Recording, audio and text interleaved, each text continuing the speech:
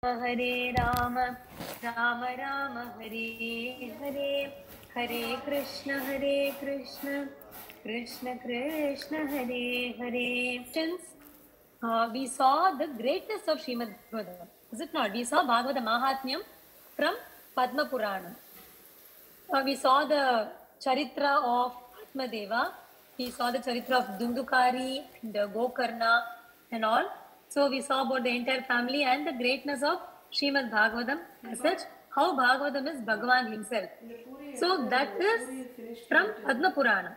So it's not from Bhagavatam. Right? The greatness of Bhagavatam is spoken of in some other book, some other Purana. And that's what we take and we discuss that.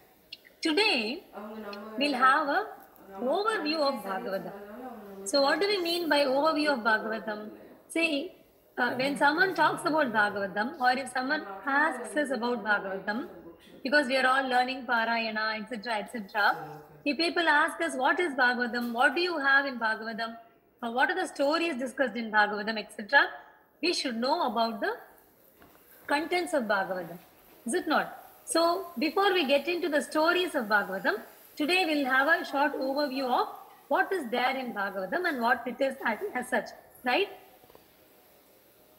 So, to understand Bhagavatam, we need this first. What is this? It's called Pramana.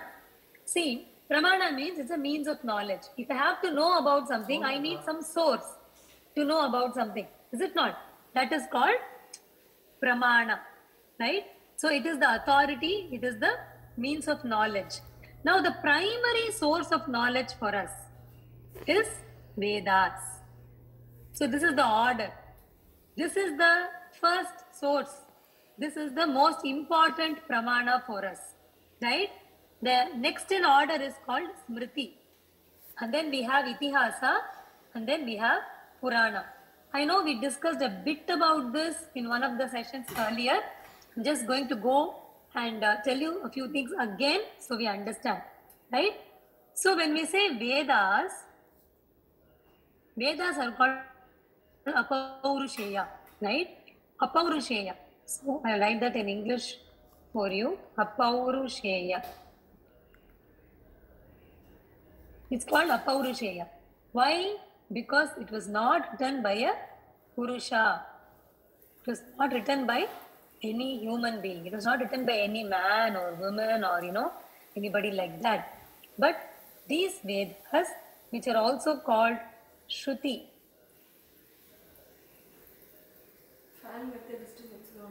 Right?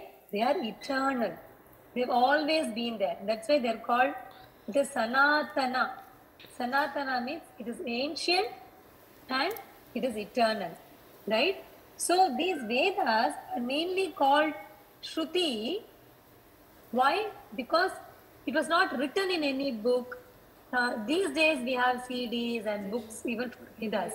But the name Shruti for Vedas comes from the fact that it was learned through sound. Which means all they did was the teacher would chant mantras. The disciple would just repeat the mantras 2 times like we learn Bhagavatam. But when we learn Bhagavatam, we have a book in front of us, right? But when they used to teach and learn Vedas, they never have a book in their hand. The teacher also does not have a book. The teacher knows everything by heart.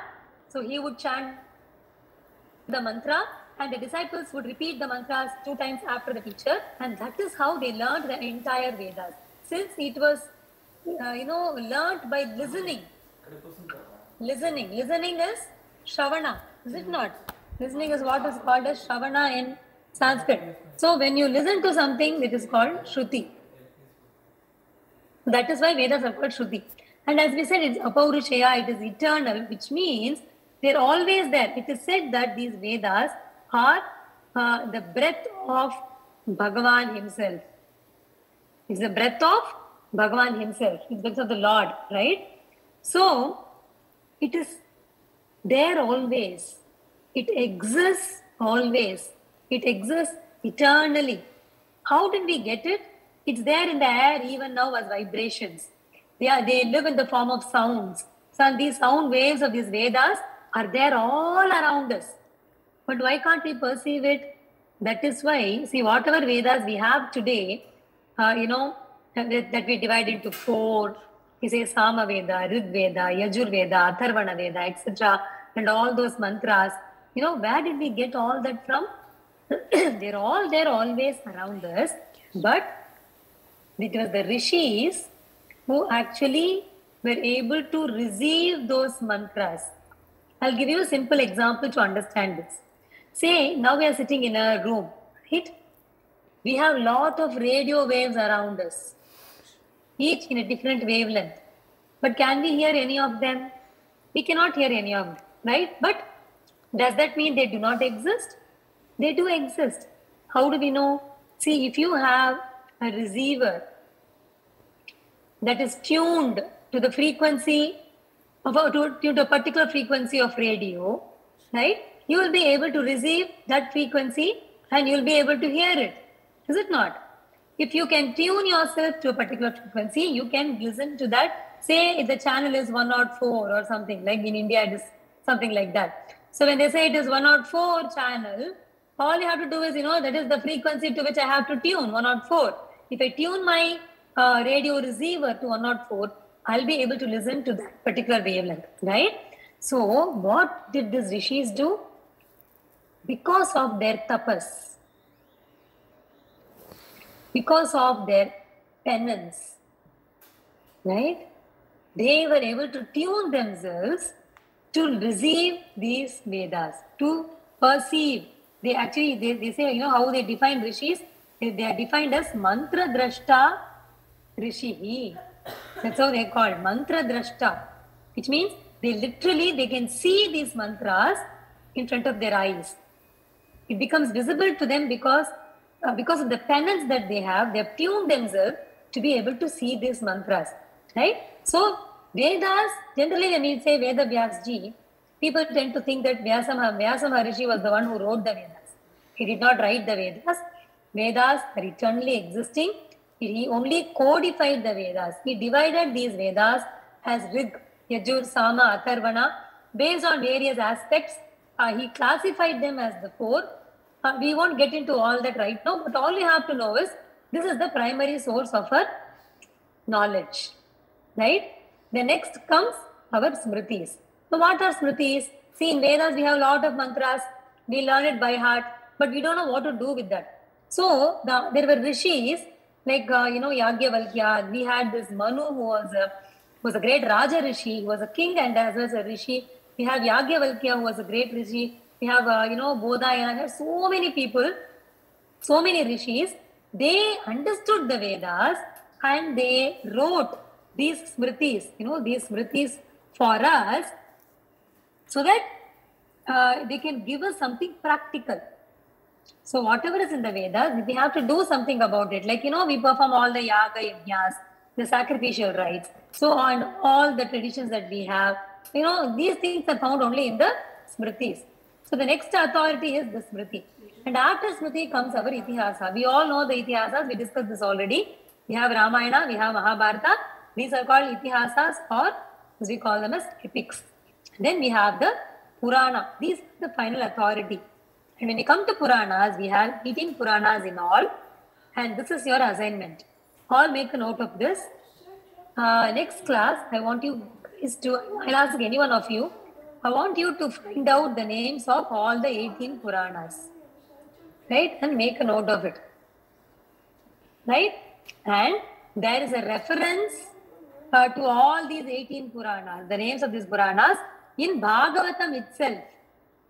I want you to do a simple research and find where all the 18 Puranas are mentioned in Bhagavatam, right? So 2 tasks. 1, names of the Puranas.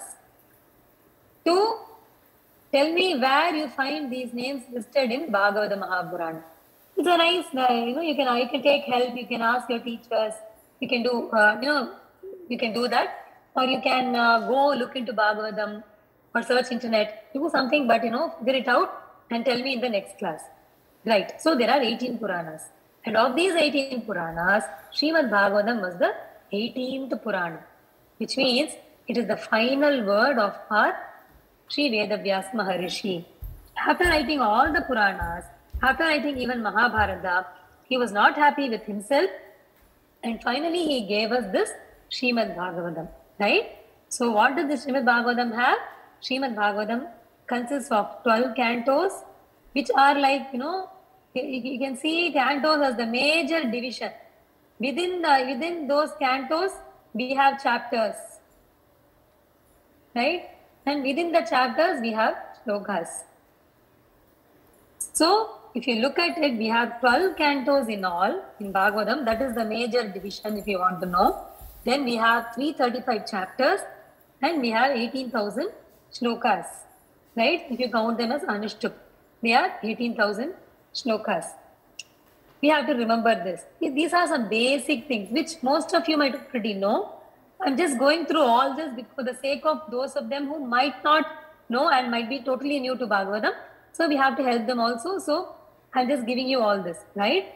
Now, when we talk about a Purana, we should know the Lakshana of a Purana. What is a Lakshana? Any Lakshana is a unique characteristic which helps us define something, right? That is Lakshana.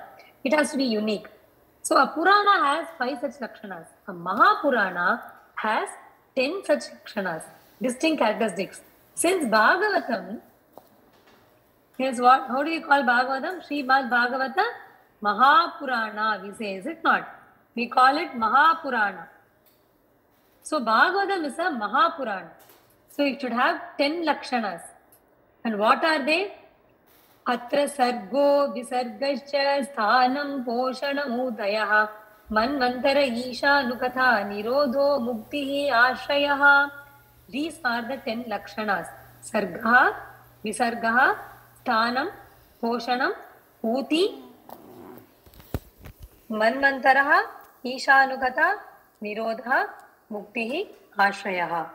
Right? Now, I'll give you a short description of what these Lakshanas are. Sarga means primary creation. That is, if you take a Mahapurana, right? When you take a Mahapurana, it's important that that Mahapurana should describe the primary creation. What is primary creation? The creation that came out of Bhagavan himself. The direct creation of Bhagavan. The direct creation by Bhagavan is called Sarga.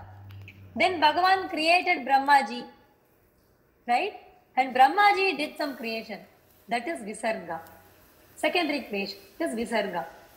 So, a Mahapurana should discuss the primary creation, it should discuss the secondary creation, and it should talk about how Bhagavan is sustaining this universe, that is Thanam.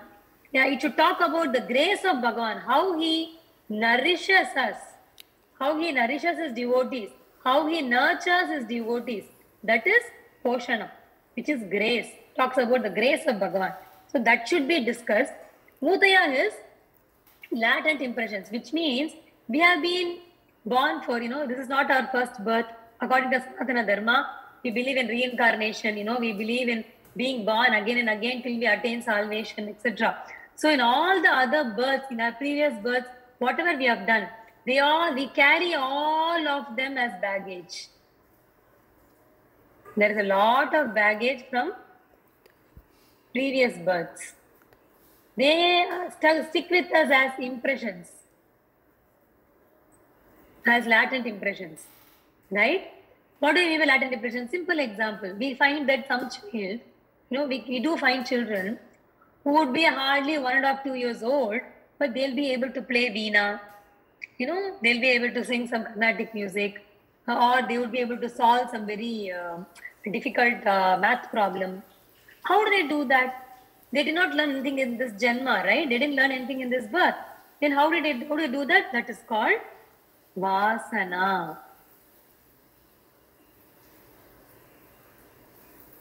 It is called Vasana. That is what is called latent impression.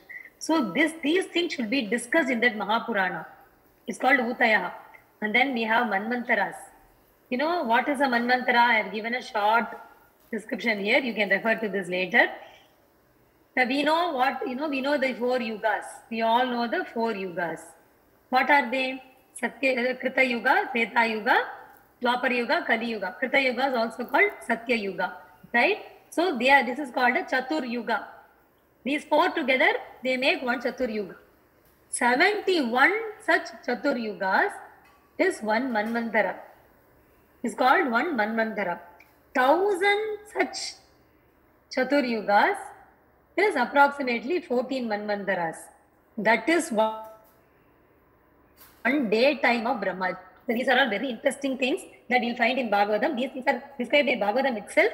I'm just giving this information here so you understand what Manvantara is. So we have to talk about all these 14 Manvantaras if we have to describe a book as Mahapurana. If it is a Mahapurana, it should be discussing these Manvantaras. And then we have Ishanukatha, which means this Mahapurana should talk about the story of Bhagavan and devotees. It should be talking about Bhagavan and Bhagavatas. Only then it can be a Mahapurana. And then Nirodha. There should be discussion about merging with Bhagavan in Pralaya. Right? We should talk about Mukti, just realizing the supreme truth or salvation. We should talk about Ashraya, which is refuge. And Ashraya is none other than Brahman, which is Krishna. Right? So all these things should be discussed for a book to be called as Mahapurana. So a scripture can be called a Mahapurana only if it ticks all these 10. Sarga, we have a sloka to remember. Atra sargo visargasya sthanam poshanam utayaha manmantra ishanukatha nirodha mukti ashrayaha. We find this in the second canto, 10th chapter of Srimad Bhagavatam. Right? So that is what is the Lakshana of Bhagavatam. It is called Mahapurana because it discusses all of these. Right? Now we'll quickly see how this Bhagavatam is structured. Right? So, it is primarily a conversation between Suta Pauranika and Shaunakadi Maharishis. Right? So, it is primarily a conversation. Shaunakadi Maharishis are the Shrotas, which means they are the listeners. Suta Pauranika is the Vakta or narrator. Right? So, primarily Bhagavatam begins as a conversation between Suta Puranika and Shaunakadi Maharshi. This is the outer loop that you have to remember. So, Suta Puranika and these two, this conversation begins in the very first canto of Bhagavatam. In the beginning. It ends only in the 12th canto, the end of Bhagavatam. So, we find Suta and Shaunakadi Rishis, they are the ones who are discussing this entire Bhagavatam. And while talking about Bhagavatam, Suta Puranika says that Parikshit and Parikshit heard Bhagavatam from Shukar. So the next loop is Shuka and Parikshit. So we find the conversation where Parikshit becomes the Shrota and Shukacharya becomes the Vakta. But it is a conversation within a conversation. This conversation is described as a part of this conversation. Right? And he describes another conversation which happens between the Shrota called Vidura and the Vakta called Maitreya. Right? So this is the, if you find this you find the 3rd canto to 5th canto, we will have only Vidura Maitreya Sambada, which Shukacharya tells Parikshit. Shuka Parikshit Sambada happens from 2nd canto till 12th canto, around 5th chapter. Okay, that's it. Suta Puranika conversation happens from the 1st canto, 1st chapter to 12th canto, 13th chapter till the end. So this is the outer loop. Then within that we have Shukacharya and Parikshit conversation. Within that we have Vidura Maitreya conversation. Right? So these are things that we should know. This is how Bhagavatam is structured. This is the structure of Bhagavatam. Right? With respect to conversations. And then another important thing that we have to know in Bhagavatam is there are many stutis in Srimad Bhagavatam, lot of Deva stutis, lot of Brahma stutis. We have Rudra Gitam, we have Narayana Kavacham, we have lot of such things. But Pancha Gitam and Pancha Stuti are very important. We should all know these by heart. Pancha Gitam is Venu Gitam, Pranaya Gitam, Gopika Gitam, Yugala Gitam and Brahmara Gitam. All these 5 songs were sung by who? Our very own beloved gopis. Right? And Pancha Stuti are the 5 main Stutis. Though Bhagavatam is full of Stutis, we have 5 main Stutis. It is Kunti Stuti, Bhishma Stuti, Dhruva Stuti, Prahlad Stuti and Gajendra Stuti. Right? So these are the few things that we have to remember about Srimad Bhagavatam. We can get into, we have not done with the overview yet. So far we have seen only so much. What is it? We saw that Vedas are the primary authority. Then we have Shruti, Itihasas and Purana. But all these will be aligned to Vedas. It should be aligned to Vedas, otherwise we won't accept it. And then we saw of the Puranas, Bhagavatam is the 18th Purana. It has 12 cantos, 35 chapters and 18,000 slokas. And we saw the 10 Lakshanas of Srimad Bhagavatam.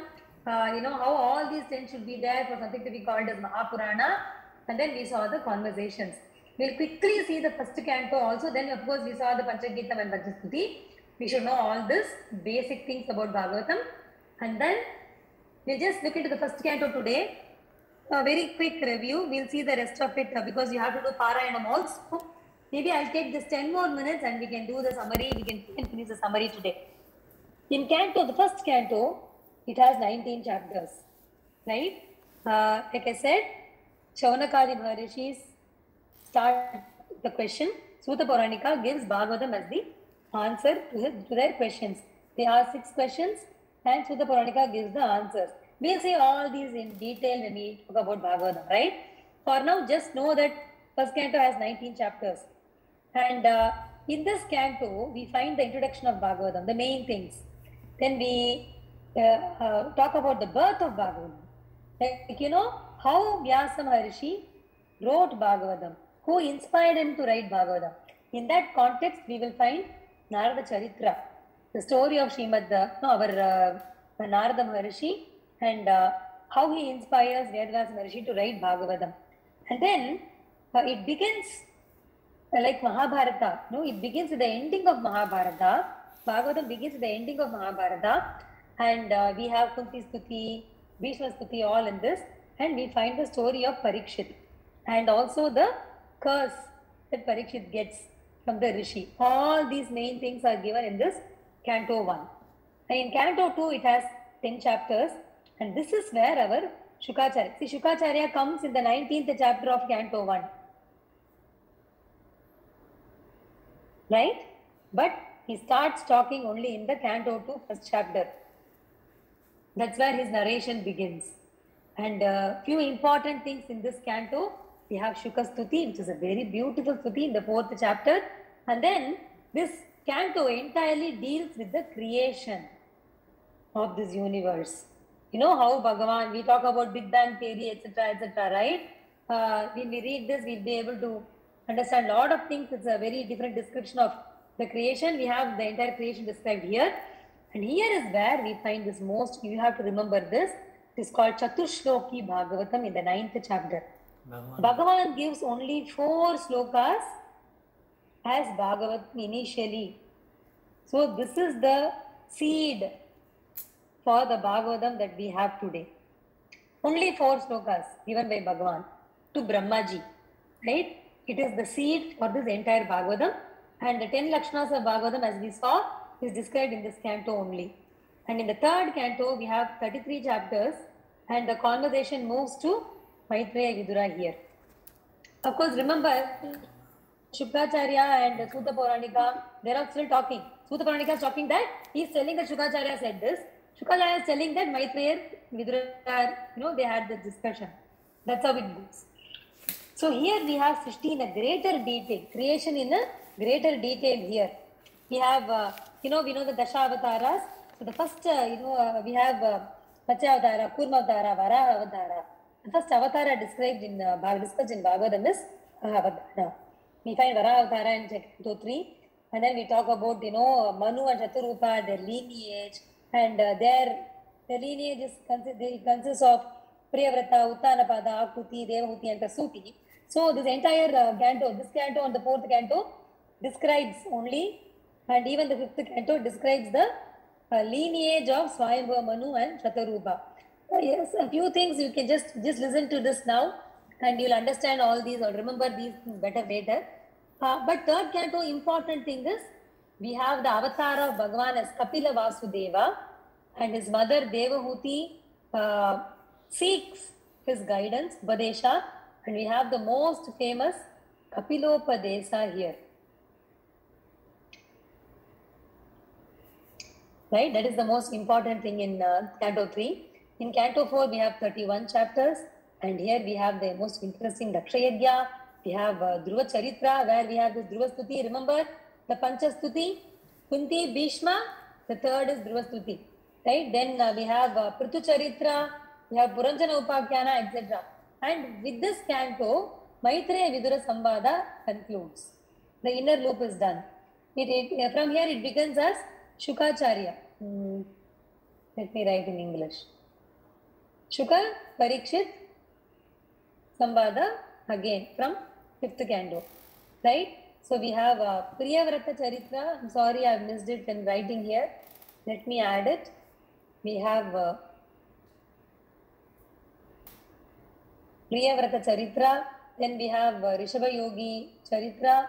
We have the most famous Bharata Yogi. You know, the Yogeshwara who was caught in the Maya of this deer, and you know, he lost one Janma, he wasted one Janma. We'll see all those stories. And then in this canto, we have the entire globe is described. The terrestrial globe, you know, it is described. These are all very interesting parts of Srimad Bhagavatam. You know, if you are interested in comparing with the current science and current geography to our Puranic geography, etc. And finally, we have Naraka Varnana, which puts a foundation for the Canto 6 first chapter, Ajamila Charitra. We have 19 chapters in Canto 6. We have Ajamila Charitra as the main one. Then we have Vritrasura, Chitraketu, they are connected. This is where we find Narayana Kavacham. Remember I mentioned, and we have something interesting called Itihasas Bhagavata, but we'll get to all those later. Remember we have Vritrasura Charitra, Ajamila Charitra, etc. in Canto 6. And in Canto 7, the most beautiful Prahlada Charitra. It has 15 chapters. 10 chapters describe Prahlada Charitra alone. And we have the 4th Stuti from the Pancha Stuti, our Prahlada Stuti, in this canto. And then there are description of dharmas, etc. And then we have Canto 8. In this we have 24 chapters. And the most important story here is the story of Gajendra. We have to remember, he comes in chapter 8, Canto 8. And then we have very, very funny and very enjoyable Amrita Mathana Charitra. And we have, you know, it concludes with, you know, we have Vamana Avatara, the Bali Charitra, the story of Mahabali. It concludes with the Matsya Avatara, the very first avatar of Bhagavan. Like the Dashavatara, we say Matsya Kurma Varaha, right? Matsya Avatara is described in the 8th canto in one chapter. And in Canto 9, we have 24 chapters. In this canto deals with all the Raja Rishis, kings, all the great kings who became, you know, spiritually very evolved. So we have Ambarisha. This is where we have entire Ramayana in 2 chapters. You know, we have Ramayana in Bhagavatam. Chapter 10 and 11 of 9th canto is Ramayana. Then we have Parashurama Avatara described here. And then we have story of many, many kings. For the entire Surya Vamsha, Chandra Vamsha. Surya Vamsha is where Rama was born. Chandra Vamsha is where Krishna was born. So, you know, all these are described in Canto 9. Canto 10, we all know it is Krishna Leela. Completely, it's only about Krishna. In Purvardha, we have 49 chapters. Uttarardha, we have 51 chapters. Totally, we have 90 chapters. It's complete Krishna Leela. We have all the Pancha Gitams in this 10th canto only. It is called Ashrayam. This chapter, this canto is called Ashrayam. This is the refuge for all of us. Even if we don't read the entire Bhagavatam, if we read just the 10th canto like Atmadeva did, it is enough. Right? Then in the 11th canto, we have 31 chapters. We have the very deeply philosophical Navayogi Charitra here. From Upakyana, we have Uddhava Gita, from the 6th chapter, 29th chapter, we have this as Krishna Uddhava Samvada. That is Uddhava Gita. Then in the last 2 chapters, we find how Bhagavan finishes his role in this earth and gets back to his divine abode. And the Canto 12 is like the feather on top of Krishna's crown.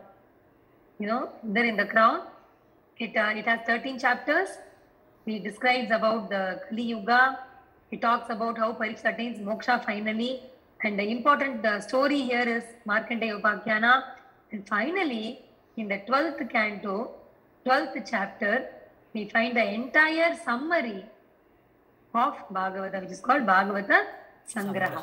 So these are the 12 chapters of 12 cantos of Srimad Bhagavatam. So this is the overview of Bhagavatam.